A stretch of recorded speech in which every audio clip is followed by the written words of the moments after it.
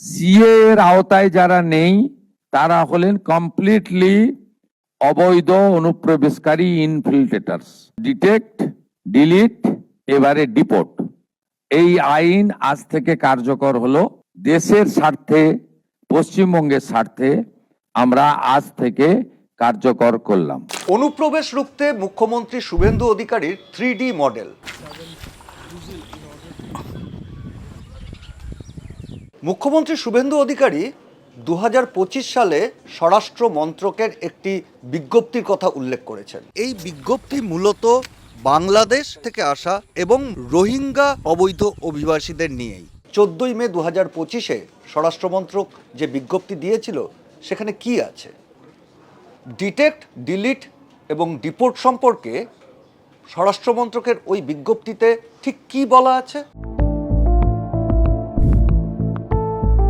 স্বরাষ্ট্র মন্ত্রকের ফরেনার্স ডিভিশনের ইস্যু করা এই বিজ্ঞপ্তিতে প্রথমেই রয়েছে কিভাবে অবৈধ অভিবাসীদের শনাক্ত করা হবে।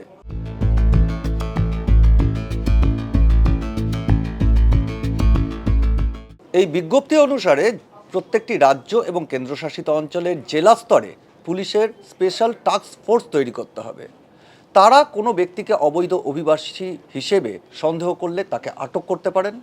তার পরবর্তী ধাপে তার পরিচয় খতিয়ে দেখা হবে, তার নথিপত্র বৈধ কি অবৈধ সেগুলো খতিয়ে দেখা হবে এবং সন্দেহভাজন ব্যক্তি অবৈধ অভিবাসী কিনা সেই নিয়ে চূড়ান্ত সিদ্ধান্ত নেবেন ডিস্ট্রিক্ট কালেক্টর বা ডিস্ট্রিক্ট ম্যাজিস্ট্রেট পদমর্যাদার আধিকারিক। ডিটেক্ট, ডিলিট, ডিপোর্ট, এই 3Dর পাশাপাশি এখানেই লুকিয়ে আছে আরেকটা ডি, ডিটেনশন। 30 দিন পর্যন্ত সময় থাকছে পুলিশের একজন সন্দেহভাজন ব্যক্তি তিনি অবৈধ অভিবাসী কিনা সেটা নিয়ে পর্যাপ্ত নথিপত্র সংগ্রহ বা তদন্তের। আর এই 30 দিন কোনো সন্দেহভাজনকে হোল্ডিং সেন্টারে তাকে আটক করে রাখতে পারবে, সেই ক্ষমতা দেওয়া হয়েছে রাজ্যের পুলিশকে। আর সেই কারণেই প্রত্যেকটি রাজ্যে জেলা স্তরে পর্যাপ্ত পরিমাণে হোল্ডিং সেন্টার তৈরি করবার নির্দেশও দেওয়া হয়েছে এই বিজ্ঞপ্তিতে। পর্যাপ্ত তথ্য প্রমাণের ভিত্তিতে কোনো সন্দেহভাজনকে ডিস্ট্রিক্ট ম্যাজিস্ট্রেট বা ডিস্ট্রিক্ট কালেক্টর পর্যায়ের আধিকারিক যদি অবৈধ অভিবাসী হিসেবে চিহ্নিত করেন তাহলে তার পরের ধাপই হচ্ছে ডিপোর্টেশন, অর্থাৎ তিনি যে রাষ্ট্র থেকে এসছেন সেই রাষ্ট্রে তাকে ফেরত পাঠানোর প্রক্রিয়া। কিন্তু তার আগেও রাজ্য পুলিশের থাকছে আরও একটা গুরুত্বপূর্ণ কাজ। তবে ডিপোর্টেশনের আগে রাজ্য পুলিশের আরও একটা গুরুত্বপূর্ণ কাজ থেকে যাচ্ছে, সেটা হচ্ছে চিহ্নিত অভিবাসী, চিহ্নিত অবৈধ অভিবাসীর বায়োমেট্রিক সংগ্রহ করতে হবে, তার সঙ্গে সঙ্গে ডেমোগ্রাফিক তথ্য সংগ্রহ করতে হবে। সেই তথ্য সংগ্রহ করার পর ফরেনার্স আইডেন্টিফিকেশন পোর্টালে সেই তথ্য আপলোড করতে হবে, যাতে ভবিষ্যতে সেই ব্যক্তি অর্থাৎ পুশব্যাকের পরে বা ডিপোর্টেশনের পরে সেই ব্যক্তি যদি আবার এদেশে আসার চেষ্টা করেন তাকে সঙ্গে সঙ্গে চিহ্নিত করা যায়। এই সমস্ত তথ্য সংগ্রহ করবার পরেই ডিপোর্টেশনের পালা। এতদিন পর্যন্ত ফরেনার্স অ্যাক্টে গ্রেপ্তার করা হতো কোনো অবৈধ অভিবাসীকে, গ্রেপ্তারের পরে তার বিচার পর্ব চলত।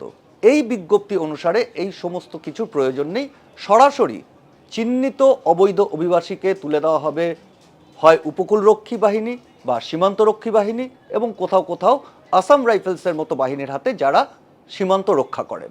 সংশ্লিষ্ট বাহিনী চিহ্নিত অবৈধ অভিবাসী যে রাষ্ট্রের, সেখানকার সীমান্তরক্ষী বাহিনীর সঙ্গে কথা বলে সেই ব্যক্তিকে সেই রাষ্ট্রে ফিরিয়ে দেবে।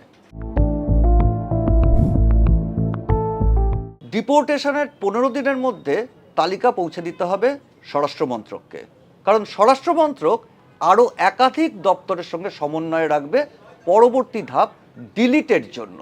তার কারণ ওই ব্যক্তি অর্থাৎ অবৈধ অভিবাসী হিসেবে চিহ্নিত ব্যক্তি তিনি ভারতে থাকাকালীন কোনো ধরনের সরকারি সমাজ কল্যাণমূলক প্রকল্প থেকে সুবিধা পেয়েছেন কিনা, ভারতে থাকাকালীন কোনোভাবে সরকারি কোনো ধরনের পরিচয়পত্র অবৈধভাবে তৈরি করেছিলেন কিনা, সেটা ভোটার আইডি কার্ড হতে পারে, আধার কার্ড হতে পারে, পাসপোর্ট হতে পারে, ড্রাইভিং লাইসেন্স হতে পারে, সেই সমস্ত খতিয়ে দেখে সেই ব্যক্তির নাম যদি কোথাও থাকে সেগুলোকেও কাটা হবে, অর্থাৎ ডিলিট পর্ব।